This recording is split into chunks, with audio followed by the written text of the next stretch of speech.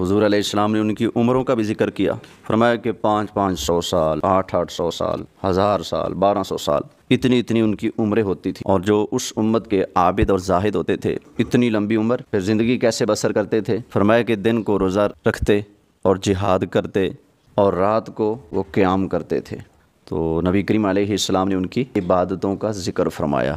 پھر ان کے جو عابد تھے سرکار نے ان کا بھی ذکر کیا کہ فلاں نے اتنی عبادت کی، فلاں نے اتنی عبادت کی۔ تو اب صحابہ کرام علیہم الرضوان نے جب نبی کریم علیہ السلام کی زبان مبارک سے سنا کہ پچھلی امت والوں کی اتنی لمبی عمر، اتنے ان کے روزے اور جہاد اور اتنی نفل نمازیں، تو صحابہ کرام علیہم الرضوان پریشان ہوئے تو سرکار کی بارگاہ میں عرض کی یا رسول اللہ صلی اللہ علیہ وسلم، ان کی عمریں اتنی لمبی تھیں، ہمارے ہاں کسی کی اتنی لمبی عمر ہوتی ہی نہیں، اس امت میں تو 60 70 80 90 بس یہی عمریں ہوتی ہیں۔ یا رسول اللہ، ان کی عمریں تو کئی صدیاں ہوتی تھیں، تو ہم جب ان جیسی عمر نہیں پا سکتے تو ان کی طرح ان کے برابر روزے کیسے رکھیں گے؟ ان کے برابر ہم جہاد کیسے کریں گے؟ ان کے برابر ہم نماز کیسے پڑھیں گے؟ وہ پچھلی امتیں تو آگے نکل گئیں، ہم پیچھے رہ گئے ہیں، تو ہم ان کو نہیں پا سکتے۔ تو صحابہ کرام علیہم الرضوان نے یہ بات سوچی تو پریشان ہوئے۔ تو اللہ تعالیٰ نے اس وقت سورہ قدر نازل فرمایا پریشان نہ ہو وہ، انہوں نے اگر ہزار سال عبادت کی ہے تو پریشان نہ ہو وہ کہ تم پیچھے رہ گئے، نہ، ہم تمہیں ایک ایسا تحفہ دے دیتے ہیں، بس اس کی قدر کرنا، تمہیں میں وہی درجہ دے دوں گا جو میں نے ان کو دیا ہے۔ فرمایا انا انزلناہ فی لیلۃ القدر، بے شک ہم نے اسے، کس کو بولا؟ قرآن کو، شب قدر میں اتارا، لیلۃ القدر میں اتارا، نازل کیا۔ وما ادراک ما لیلۃ القدر، اور تم خود بخود کیا جانو کہ شب قدر کیا ہے، لیلۃ القدر کیا ہے؟ آگے خود ہی بتایا رب نے کہ لیلۃ القدر کیا ہے۔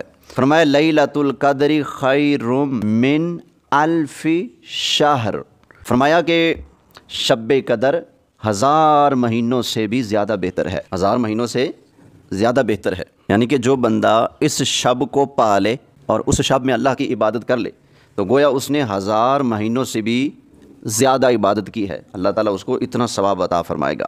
اور کیا شان ہے اس رات کی؟ فرمایا تنزل الملائکۃ والروح فیہا باذن ربہم، فرمایا کہ اس میں فرشتے، ملائکہ، فرشتے، والروح، روح کہتے ہیں جبرائیل علیہ السلام کو، فرمایا کہ اس رات میں فرشتے اور روح یعنی جبرائیل علیہ السلام اترتے ہیں اپنے رب کے حکم سے، باذن ربہم، من کل امر سلام، ہر کام کے لیے وہ سلامتی ہے۔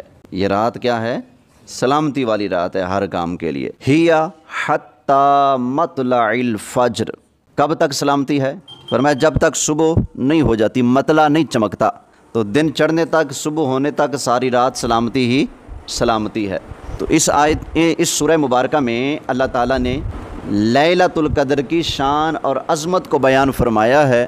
فرمایا کہ یہ لیلۃ القدر جو ہے یہ 1000 مہینوں کی عبادت اور ریاضت سے بھی زیادہ درجہ رکھتی ہے۔ حضرت ابو ہریرہ رضی اللہ تعالیٰ عنہ سے روایت ہے کہ نبی کریم علیہ السلام نے ارشاد فرمایا جس نے شب قدر میں ایمان اور نیت ثواب کے ساتھ قیام کیا اس کے پچھلے گناہ بخش دیے جائیں گے۔ ایمان کے ساتھ اور ثواب کی نیت کے ساتھ جس نے قیام کیا اس کے پچھلے گناہ بخش دیے جائیں گے۔ ایک اور حدیث، اس کے اگلے اور پچھلے گناہ بخش دیے جائیں گے۔ ایک اور حدیث یہ ہے، یہ الترغیب و ترہیب کے اندر ہے۔ پہلی حدیث میں کہ اس کے پچھلے گناہ بخش دیے جائیں گے، اور دوسری حدیث میں کہ اس کے اگلے بھی اور پچھلے بھی سارے گناہ بخش دیے جائیں گے جس نے اس رات میں قیام کیا ایمان کے ساتھ اور ثواب کی نیت کے ساتھ۔ حضرت عبادہ بن صامت رضی اللہ تعالی عنہ فرماتے ہیں کہ رسول اللہ صلی اللہ علیہ وآلہ وسلم نے ہمیں شب قدر کے بارے میں خبر دیتے ہوئے ارشاد فرمایا کہ یہ رمضان کے آخری عشرے میں 21ویں، 23ویں، 25ویں، 27ویں اور 29ویں یا رمضان کی آخری رات ہے۔ جو اس میں ثواب کی نیت کے ساتھ قیام کرے گا تو اس کے اگلے پچھلے گناہ بخش دیے جائیں گے۔ تو تعین نہیں کی کہ ہے کس رات میں، طاق راتیں بتا دی ہیں کہ 21 بھی ہو سکتی ہے، 23 بھی ہو سکتی ہے، 25 بھی، 27 بھی، 29 بھی، ان راتوں میں کوئی رات بھی لیلۃ القدر کی رات ہو سکتی ہے۔ تو اب آگے جو صوفیاء ہیں، صلحاء ہیں، اولیاء ہیں، جنہوں نے اس رات کو پایا، انہوں نے اپنے تجربات اس رات کے بارے میں جو نوٹ کیے، تو پھر انہوں نے یہ بات کی ہے، کہتے ہیں کہ زیادہ تر لیلۃ القدر رمضان کی 27ویں رات کو ہوتی ہے۔ 21 کو بھی ہو سکتی ہے، 23 کو بھی، 25 کو بھی، 27 کو بھی، 29 کو بھی، لیکن زیادہ چانس کس رات کے ہوتے ہیں؟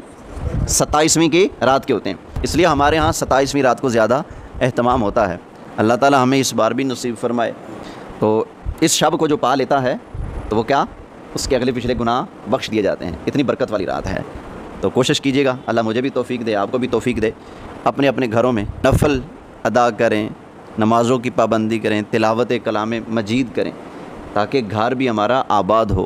جو مسجد میں آئیں سبحان اللہ، تو وہ مسجد میں آئیں، جو دور ہیں وہ اپنے گھروں میں اللہ اللہ کریں، ذکر کریں، اپنے بچوں کو، اپنی فیملی کو بھی ترغیب دیں کہ وہ بھی نوافل پڑھیں اس رات، قرآن کریم کی تلاوت کریں، یعنی کہ ہو سکے تو شب بیداری کریں، ساری رات عبادت میں گزر جائے۔ اگر یہ خوش نصیبی ہمارے کھاتے میں آ جاتی ہے تو اللہ کی رحمت سے امید ہے انشاءاللہ تعالی بندہ مسلسل 1000 مہینوں میں جتنی عبادت کر کے جہاں پہنچتا ہے نا، جتنا ثواب اس کو ملتا ہے، اتنا ثواب اللہ اس ایک رات کی عبادت والے کو عطا فرماتا ہے۔ 27ویں رات کو کوشش کیجیے گا، اللہ ہم سب کو نصیب فرمائے۔